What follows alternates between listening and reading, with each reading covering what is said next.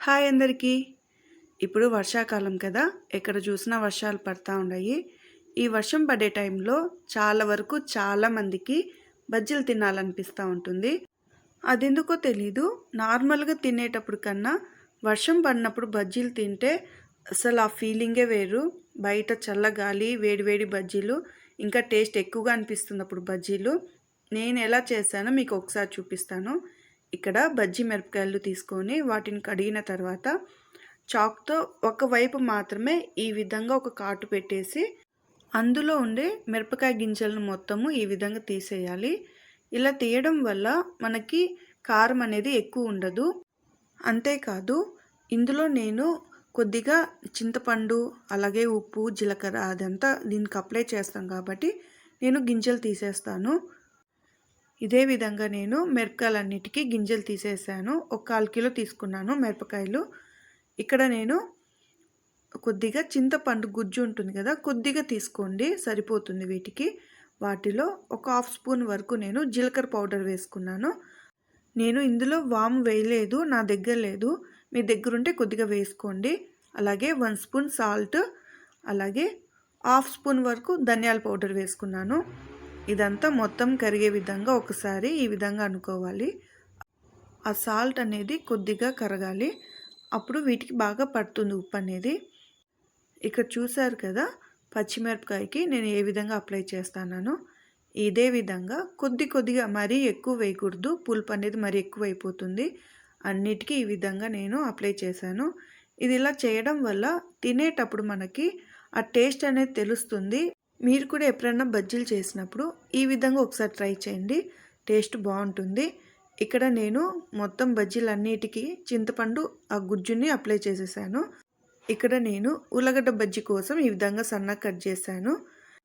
ఇక్కడ నేను శనగపిండి ఒక 1/2 కప్పు వరకు తీసుకున్నాను. ఇది సరిపోతుంది నాకు. ఇందులో ఒక 2 స్పూన్స్ వరకు బియ్యం పిండి తీసుకోండి. అప్పుడు బజ్జీలు అనేది క్రిస్పీగా చాలా బాగా వస్తుంది. అలాగే ఒక 1/2 స్పూన్ జీలకర్ర పొడి తీసుకున్నాను. 1 స్పూన్ సాల్ట్, 1 స్పూన్ కారం తీసుకున్నాను. మరీ ఎక్కువ వేసుకోవద్దండి కారము. ఇవన్నీ ఒకసారి ఈ విధంగా కలుపుకోండి. వాటర్ వేయకుండా ఒకసారి కలుపుకోండి. అప్పుడు బాగా కలిసిపోతుంది అది. అలాగే 1 స్పూన్ వరకు నేను ఆయిల్ తీసుకున్నాను. ఆయిల్ ఇలా తీసుకోవడం వల్ల బజ్జీలకు అనేది డీప్ ఫ్రై చేసినప్పుడు ఆయిల్ ఎక్కువ లాగకుండా ఉంటుంది. తర్వాత ఇక్కడ కొద్దిగా వాటర్ వేసుకుంటూ ఈ పిండి మొత్తం కలుపుకోవాలి. అస్సలు ఉండలేకుండా చూసుకోండి. బాగా కలుపుకోవాలి. ఇక్కడ నేను కొద్దిగా సోడా వేసుకున్నాను, ఇడ్లీ సోడా. అది వేసిన తర్వాత బాగా కలుపుకోవాలి.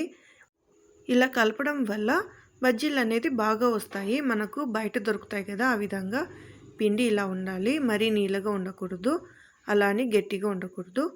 కలిపిన తర్వాత 2 నిమిషాలు అలాగే ఉంచేయండి. బజ్జీలు అనేది బాగా వస్తాయి. ఇక్కడ నేను ఒక కడాయి తీసుకున్నాను. అందులో డీప్ ఫ్రైకి సరిపడా ఆయిల్ తీసుకోవాలి. ఆయిల్ హీట్ అయిందా లేదా అనేసి కొద్దిగా పిండి వేసి చూస్తున్నా.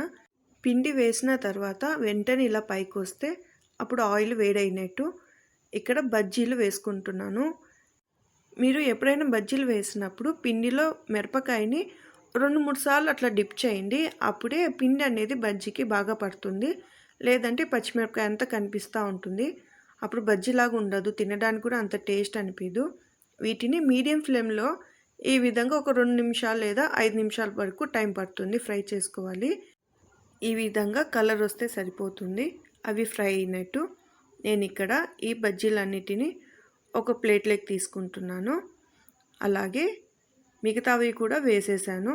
తర్వాత ఇక్కడ ఆలు బజ్జీలు వేసుకున్నాను.